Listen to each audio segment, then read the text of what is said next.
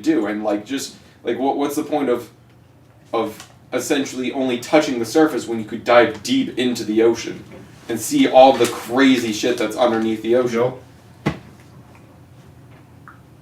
I know, rant over, and I finally started recording.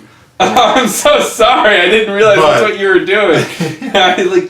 But dude, like honestly, what are you doing over there? Like, I'm trying to record this because it was kind of cool. Like literally, like I was ranting, and then you like turned away from me, and I was like, dude, like, bro, like I'm trying to talk. Like to you. I'm like getting passionate over here. Dude, I was listening the whole time. I was like, dude, like it's just like, but honestly, that's why I was like, and record.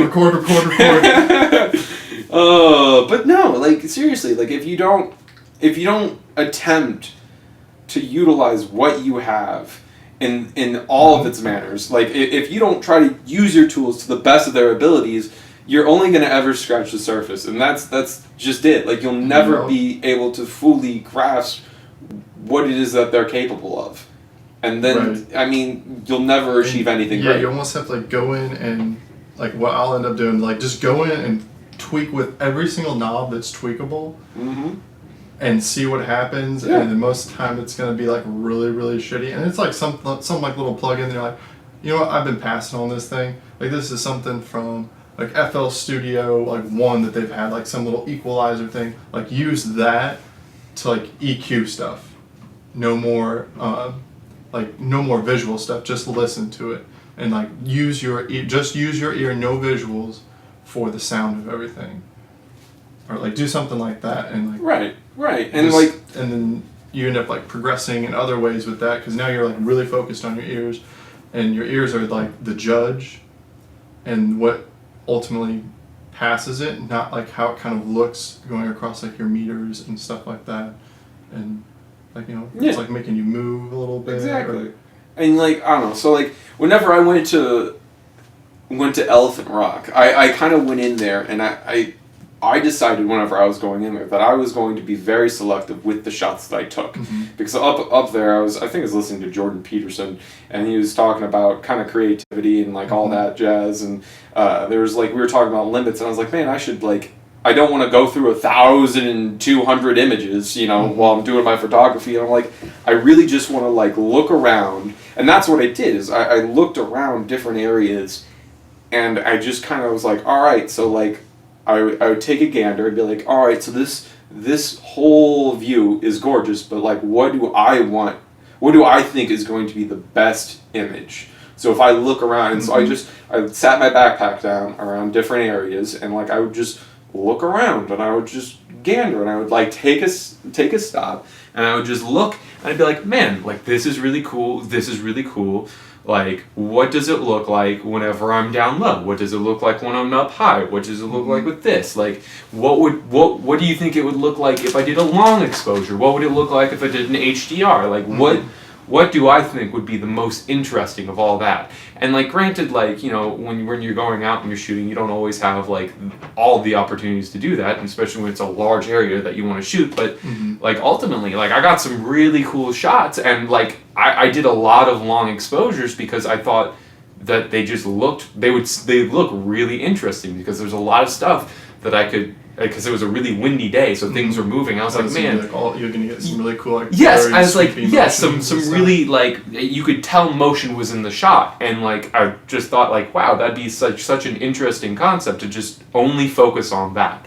And so like while I was there, like the majority of the shots that I took were long exposures. The majority of them were all this because that's what I was going in there with. And I was like, and so now I was like, I know what I'm going to be doing. And now it's like, okay, now I have to find the right composition, and I have to look around and see what it is that I think is going to be the most interesting. So looking around, kind of trying to see like, do I want it low? Do I want it high? Do I want it over here? And so literally like I knew that I was going to be doing like 20, 30-second exposures. So I would hit the timer, then while that was going on, I'd walk around and see like what other areas I thought would look really cool and interesting, and like what I could shoot through, and what I would what would bring more composition and what would look more natural. And like you know, trying really high shots. I would literally grab my phone up and I would look up way up high and I'd be like, all right, so what's this look like up here? If I put it up there, would it look any different? And like changing, and I like used my phone basically as kind of like a viewfinder while my camera was doing that. And I would change basically the angle at which I was shooting. Would I be shooting up or down or, you know,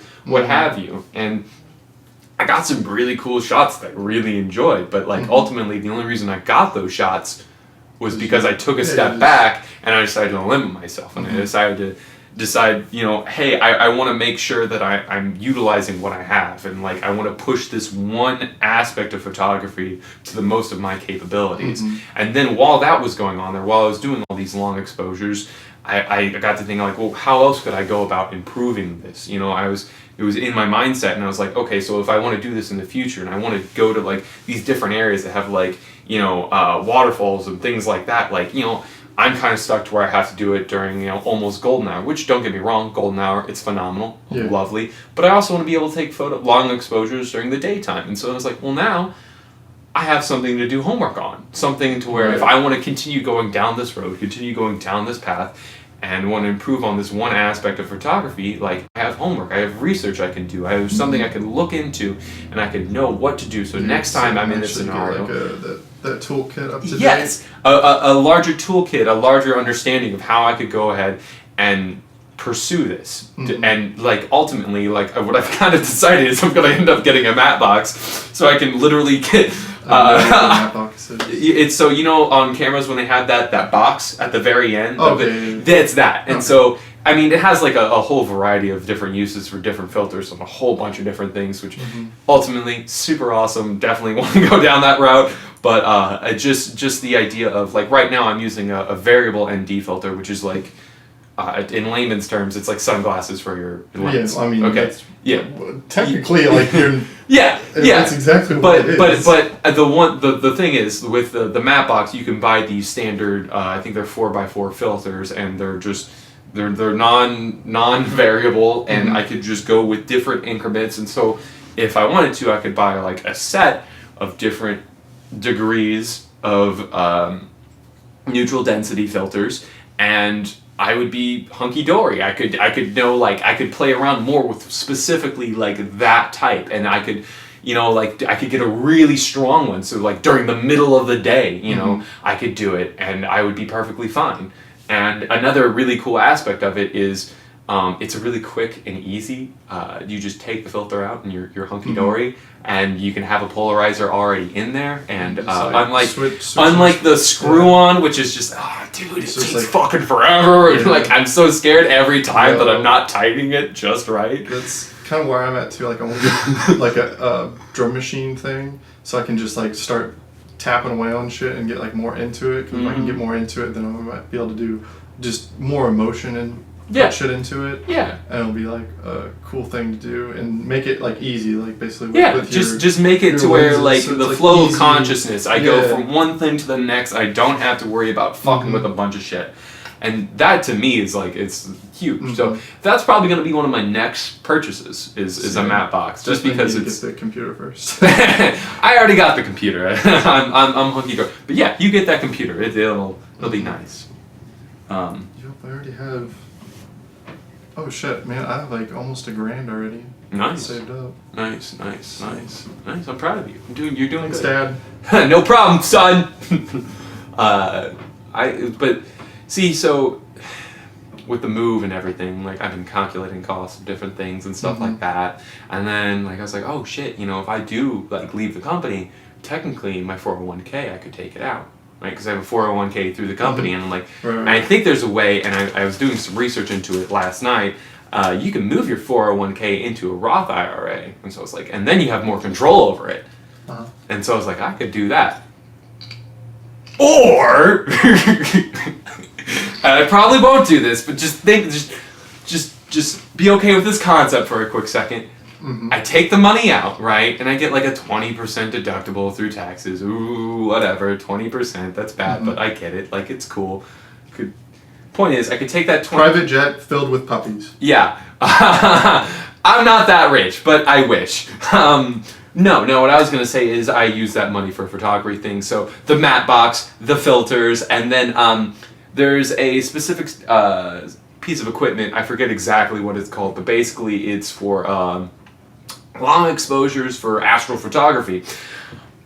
Because long exposures for astrophotography, and basically you sit it has it's kind of like a rangefinder kind of, but it's very precise and it links up to a specific star, kind of like you hook it up, you have it set up to whatever, and so whenever you do long exposures, there's these things that are called star trails, and those star trails are, after around 30 seconds or so, generally speaking, you start getting those introduced into your image. Now, some people like them, like it just kind of depends on whether or not you're trying to go for a very crisp image, or if you're trying to go for, the image with like all the swirls, you know what I mean? It just depends on what you're looking for. Just set it up and... Yeah. So, but what this does is this does micro adjustments on your camera's tripod, so that way you can leave on a longer exposure. Really fancy. And you don't have to worry about any star trails coming in. So you can let more light in. How much is that?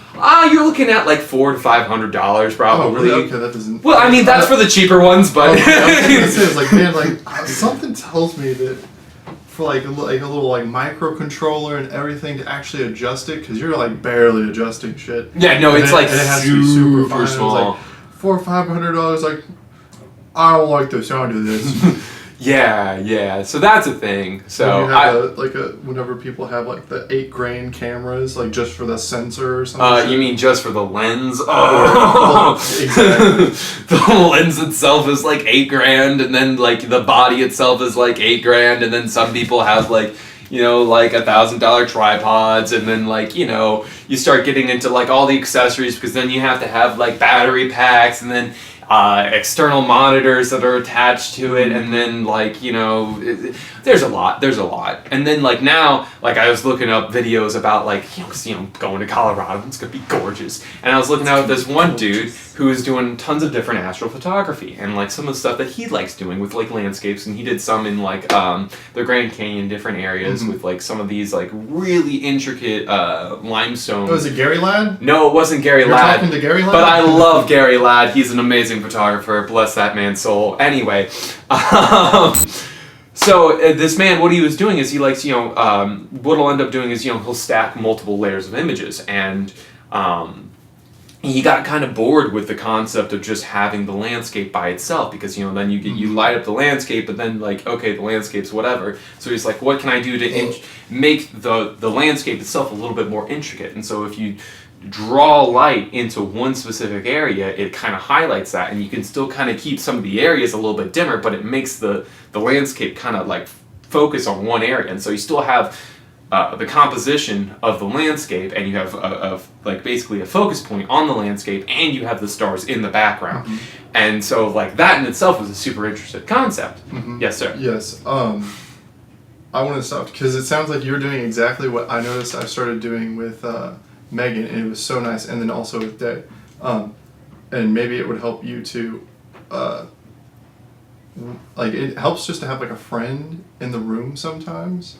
Like, so when you're doing your photography, like, start taking your shots and explaining it while you're doing it. Granted, you can't do that alone, you'll look crazy. Yeah. I mean, but it won't matter, because if I look crazy, because no one else will be around, so. Right. But then, like, you have, like, one person pop up of the hill, and we are turning around. Yeah. They are talking about lenses, and I'm scared. Yeah, and so, like, that's a thing, like, if I go out there, Tanner might get him involved. Articulate what you're doing and what you're trying to do while you're doing it. So that way it's helped me so much. Like, I was just doing it with Megan the other night.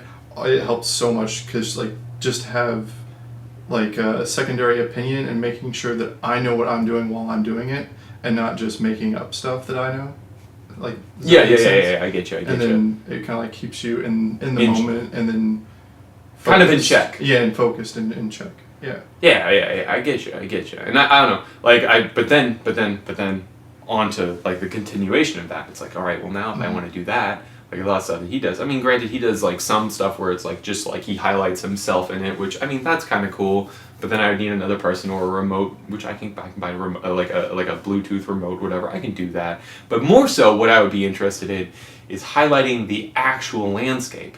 And so he bought like, I mean, you don't have to like highlight everything, but you can buy these lights, right? Mm-hmm. And Didn't we? I'm sorry to interrupt you again. Yeah. Did we not? Didn't we? We recorded something like a long ass time ago, but did we ever upload it to? no, Okay. no, All right. no. After we're done with this, let's do that. All right. If I mean- you can. If do you have time? I mean, I'm gonna probably pick up John here in a bit. Okay. But Fuck. yeah. All right. Yeah, I'll make a note to do that. Yeah, and also we can't forget the interview. We gotta get the audio on that. Did you fix that? No, No, not yet. okay. Guess we'll do that at some point. It's Um, not like the I- most important thing, No, but because it won't even take. I just need to. remind yourself. Yeah. Also, like if you ever just down, like we could just like we could like a Sunday, you and I, we could set up a day where we just talk about shit. And Yeah, like we could just like yeah, sit yeah. down, and it doesn't have to be like, you know, whatever. We could just sit down and have a nice conversation, and then like by the time things get interesting, then we could just Joe. Yeah, I'm trying to get better with using this calendar thing, and it's physical helping planner a little helps. bit, and it's also making me plan stuff and like writing it down, and I think that helps me a lot. yeah. Tomorrow morning, 8 a.m. Sure, why not? Interview. Audio. Fix. I guess if it needs fixing, I guess it really just needs to be louder. Yeah. Okay, that is marked down. I need to get it on my computer too, so it's like linked. You can sync it. Yeah. You can. Google's yeah, cool like yeah. that. And have like a business account thing, so it has all of those features specifically. Yeah. And yeah, I need to make sure I use that. And get with the times. Get with them times. Also a physical. I also really like a physical planner. Just to write it. Just to write it. Mhm. It feels good to write it down. It's like a muscle memory thing too. Yeah. Yeah, I thought about that. I was thinking about that today. They're like $8, dude. I know. It's super cheap. Like it's doable. It's like 3 bags of Doritos. Not even. It's like 2.5. Mm-hmm. It's like 2.25. And if you want to talk about like the actual amount of chips inside of a bag, like then it's like almost like 1 full bag. Yeah. Because then something it's like that. you know what I mean. Like every 3 bags, you get like 1.5 bags. Almost. You know what I mean? Yeah. Because they got a lot of empty space. Yeah, they do. It's a damn shame. Damn shame. All right, but I think John was hitting me up and he was being like blah blah blah blah blah blah, blah. And I haven't viewed it because he's like, you just got stuff out drop ready by 7. Cool. On the way. So yeah. That's what's up. Wow. Wow. Wow. Wow.